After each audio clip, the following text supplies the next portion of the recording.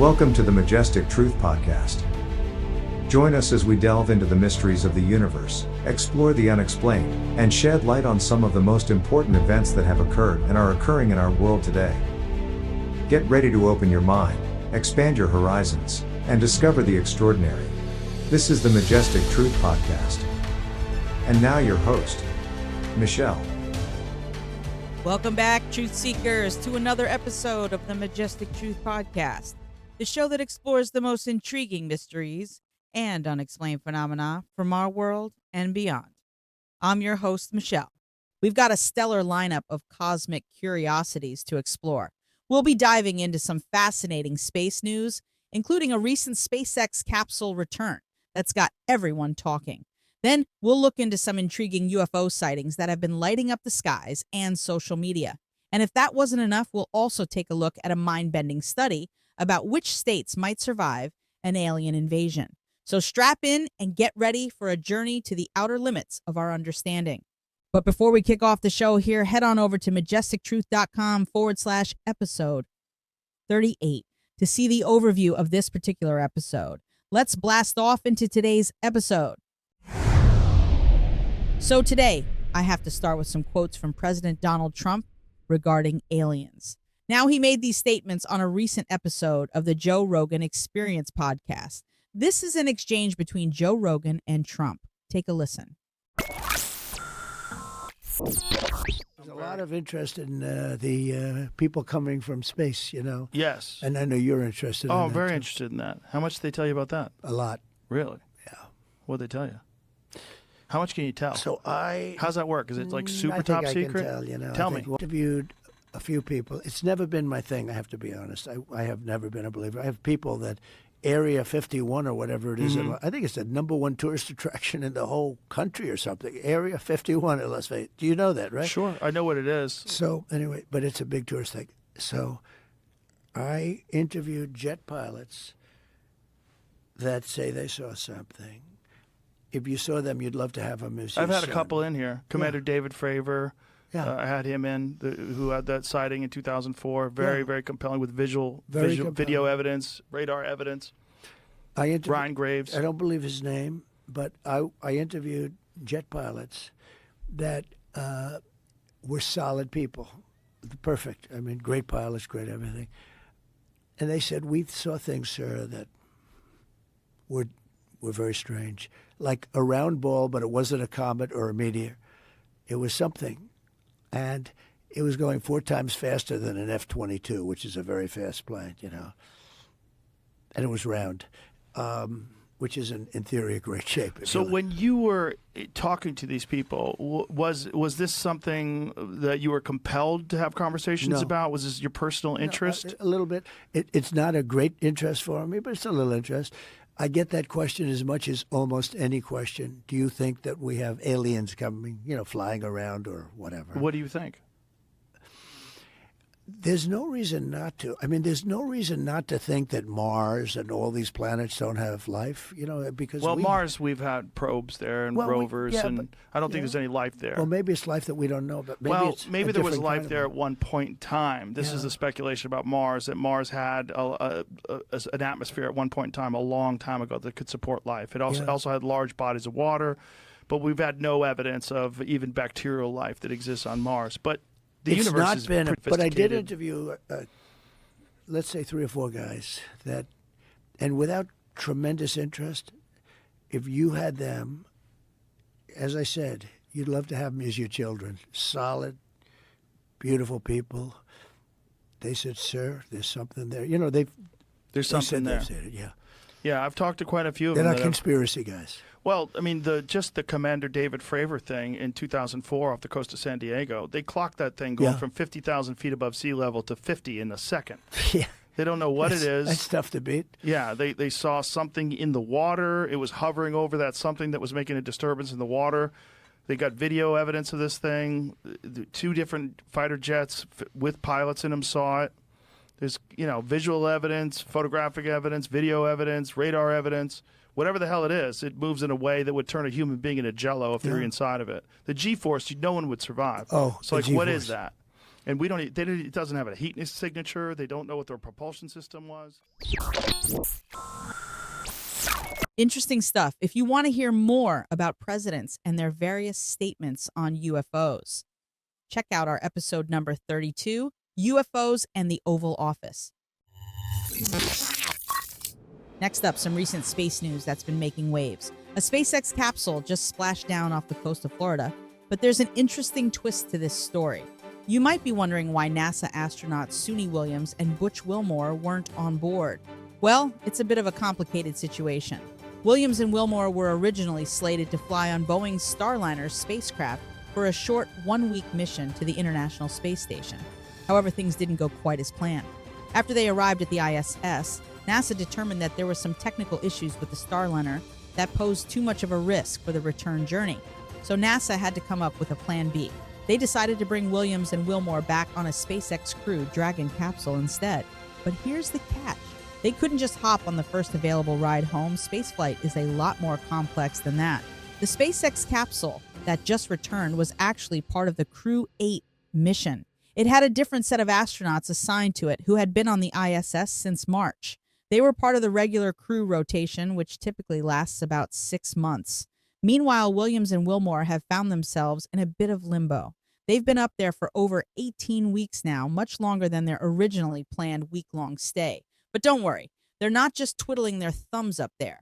They've fully integrated into the ISS crew and are keeping busy with all sorts of tasks and experiments.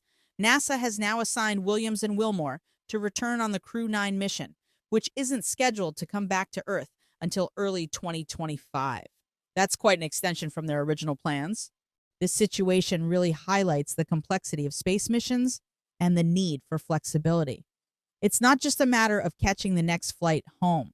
There's a lot of planning, preparation, and safety considerations that go into every spacecraft launch and return. Despite the unexpected turn of events, both Williams and Wilmore seem to be taking it in stride. Williams even said that space is her happy place and that she's enjoying the opportunity to spend more time up there. Talk about making the best of an unusual situation. This whole scenario is a reminder of the challenges and unpredictability of space exploration. It also showcases the importance of having multiple spacecraft options for reaching the ISS, as it provides crucial flexibility when unexpected issues arise. Next up, ever wondered if you could survive an alien invasion? Well, a new study by Rant Casino has some interesting insights on which U.S. states might fare best if ET decides to get unfriendly. The study looked at various factors to determine which states are most likely to survive an extraterrestrial attack. They considered things like the number of UFO sightings, potential hiding spots, military presence, law enforcement, and even the number of scientists, engineers, and healthcare workers. They even factored in food and beverage manufacturers because, hey, even during an alien invasion, we've got to eat, right? Georgia made the top 10 list, coming in at number 10 with a survival score of 7.42 out of 10. What gives Georgia an edge? Well, it's got 17 caves for hiding, 67% forest cover, a strong military presence, and a decent healthcare infrastructure. All pretty handy when you're trying to outlast some unwelcome cosmic visitors. But Georgia isn't alone in its alien fighting potential. The top spot went to Virginia, followed by Alabama, Minnesota, Massachusetts, and New York, rounding out the top 5. Florida, Wisconsin, North Carolina, and Alaska also made the cut before Georgia. On the flip side, if you're in Nevada, Idaho, or Arizona, you might want to start working on your alien diplomacy skills. These states, along with Nebraska and Oregon, were ranked as the least likely to survive an invasion. It's worth noting that belief in extraterrestrial life is on the rise. The study mentions that nearly 2/3 of Americans now believe aliens exist. Well, what do you know? Up from just 20% in 1996. And 1/3 of Americans think UFOs are proof of alien life. Now, I'm not saying we should all pack up and move to Virginia based on this study, but it's certainly food for thought. And who knows? Maybe having a few caves nearby and a good healthcare system isn't such a bad idea, alien invasion or not. Now let's talk about a recent UFO sighting that's been causing quite a stir. On October 7th, the skies over Kokomo, Indiana, near the Grissom Joint Air Reserve Base, lit up with some truly bizarre lights. Witnesses reported seeing 6 yellowish-orange orbs flickering in the night sky before vanishing into thin air. But that's not all. There was also a white orb zigzagging at high speed. As you can imagine, this sight left onlookers completely stumped. In one of the videos capturing the event, you can hear someone asking, "What is that?" Another person responds, "I think those are UFOs, and I really don't feel comfortable going to sleep tonight." I've got to say, I can't blame them for feeling a bit uneasy. Now, whenever we hear about UFO sightings, especially near military bases, it's natural to wonder if there might be a more earthly explanation. Some experts, like Alejandro Rojas from the tech startup Enigma Labs, believe these lights could be military flares. Rojas points out that the way the lights appeared in a row and lit up and disappeared in succession is typical of flare behavior. Interesting theory? But here's where it gets even more interesting. The day after the sighting, a local witness came forward with a rather eerie explanation. They claimed to have seen a huge rectangle UFO in the sky the night before the light show. This person even submitted weather radar data to the National UFO Reporting Center, showing what they described as a clearly defined vapor shock wave that looked like a large rectangular object moving at great speed. Now, I don't know about you, but a UFO the size of half of Disney World? That's pretty hard to miss. Of course, we can't say for certain if this radar data is connected to the October 7th sightings, but it certainly adds another layer of intrigue to the story. As of now, the U.S. Air Force personnel at Grissom Joint Air Reserve Base haven't commented on these strange lights. But this isn't the first time UFOs have been spotted near military installations. A similar incident occurred at Joint Base Langley Eustis in Virginia, where officials reported seeing flashing red, green, and white lights moving at rapid speeds. So what do you think? Are we dealing with top-secret military tests, genuine UFOs, or something else entirely? The truth is out there, and stories like this certainly keep us wondering about what's really going on in our skies. Send us your thoughts to truth@majestictruth.com. So on to our next story. New Hampshire might not be the first place you think of when it comes to space exploration and alien encounters, but this small New England state has a surprising connection to the cosmos. Let's dive into the Granite State's otherworldly history. First up, we have to talk about Alan Shepard, New Hampshire's very own space hero. Born in Derry, Shepard became the first American in space, and later the 5th person to walk on the moon.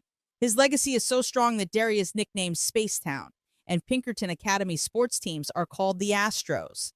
Even the local police department has shoulder patches featuring a space capsule orbiting the moon. Talk about hometown pride. But New Hampshire's space connection doesn't stop there. Did you know there's a U.S. Space Force base in rural New Boston? And in Hancock, there's an 82-foot wide dish that's actually mapping the universe and tracking asteroids. It's part of a network of radio telescopes stretching from Hawaii to New Hampshire, working together to peer into the depths of space. Now let's talk about the aliens. New Hampshire has its fair share of UFO lore, with the most famous being the incident at Exeter. Despite its name, this event actually took place in nearby Kensington on September 3, 1965. A young man named Norman Muscarello reported seeing a large, bright object hovering near a barn. When police arrived, they too witnessed the mysterious object. This sighting became so well known that Exeter now hosts an annual UFO festival, drawing thousands of believers and curious onlookers alike. But that's not all. In 1961, Betty and Barney Hill reported a close encounter with the aliens in the White Mountains, a case that became one of the most famous alleged alien abductions in history. We kicked off this very podcast with a 2-episode special on the Hills, so be sure to give that a listen. Whether you're a skeptic or a true believer, there's no denying that New Hampshire has embraced its cosmic connections. From the scientific achievements of Alan Shepard to the enduring mysteries of UFO sightings, the state has woven space and extraterrestrial tales into its cultural fabric. It just goes to show that sometimes the most intriguing stories of the universe can be found in the most unexpected places. In exciting news for UFO enthusiasts and researchers, the National UFO Historical Record Center has officially opened its doors in Rio Rancho, New Mexico. This groundbreaking facility represents more than 2 years of planning and fundraising efforts, led by David Marler, the center's executive director. The center is currently housed in 2 large portable buildings at Martin Luther King Jr. Elementary School, thanks to a partnership with the local school district. This collaboration isn't just about space. It's also opening up fantastic educational opportunities for students and the community. What makes this center truly remarkable is its impressive collection. Marler, who has been collecting UFO-related documentation for over 35 years, has amassed what he claims is the largest concentration of historical materials on UFOs ever assembled in the United States. We're talking about original government documents, photographs, periodicals, recordings, and even movie posters, some dating back more than 75 years. The center's mission goes beyond just housing these artifacts. It aims to develop skills in archival preservation, public history, and investigative research. This isn't about promoting wild conspiracy theories. Marler emphasizes a data-driven, mature approach to the subject of UFOs. Inside the center, you'll find a research room for volunteers, displays of magnified UFO photos, and an impressive array of records housed in more than 30 4-drawer filing cabinets. There's also dedicated space for reading and research, making it a true haven for those interested in diving deep into UFO history. The opening of this center comes at a time when interest in UFOs, or UAPs, is on the rise, with recent government reports unable to explain the majority of UAP sightings. The stigma around the subject seems to be shifting. As Marler puts it, this center seeks to elevate the dialogue surrounding UFOs and provide a more mature, data-driven approach to the subject. It's an exciting development for anyone interested in the possibility of extraterrestrial life or simply fascinated by the history of UFO sightings and research. UFO enthusiasts and curious minds alike get ready for a mind-bending journey into the unknown. Netflix is set to release a new docuseries called Investigation Alien this November, and it's promising to be a game-changer in the world of extraterrestrial research. The series features none other than George Knapp, a renowned UFO reporter who's been on the forefront of this field for years. Knapp's involvement alone suggests we're in for some serious, well-researched content. Investigation Alien isn't just rehashing old stories. It's bringing new evidence to the table and featuring witness testimony from people who are finally ready to speak out. The series aims to move beyond the basic question of whether UFOs are real, diving deep into the more pressing issue, why are they here? With expert interviews and a focus on non-human intelligence, this docuseries looks set to challenge our understanding of the universe and our place in it. Mark your calendars for November 8th. It's a date that could change how we view the cosmos forever. Okay, listeners, we've covered a lot of ground from space missions to UFO sightings and even alien invasion survival rankings. It's clear that interest in space and the possibility of extraterrestrial life continues to captivate our imaginations. As we keep exploring the cosmos and investigating unexplained phenomena, who knows what amazing discoveries await us? All right, Truth Seekers, that concludes this episode of Majestic Truth. For more information on this episode, visit majestictruth.com/episode 38. I hope you've enjoyed exploring the depths of the unknown with us today. Remember, the pursuit of truth and the quest for knowledge are ongoing journeys. So stay curious, stay open-minded, always follow your dreams, and keep seeking answers. And if you have your own theories or stories to share about UFOs and other conspiracies, reach out to us on social media or email us at truth@majestictruth.com. Don't forget to mark your calendars and set your alarms because our next episode will be available in 2 weeks on your favorite podcast app. Trust us, you won't want to miss it. Until then, keep your eyes on the skies, your mind open, and remember, the truth is out there. For updates, behind-the-scenes content, and a chance to engage with fellow truth seekers, stay connected with us on social media. Find us on Twitter at TruthSeekerPod, Instagram at Majestic Truth Seekers, and TikTok at Majestic Truth Seekers. Thanks for listening.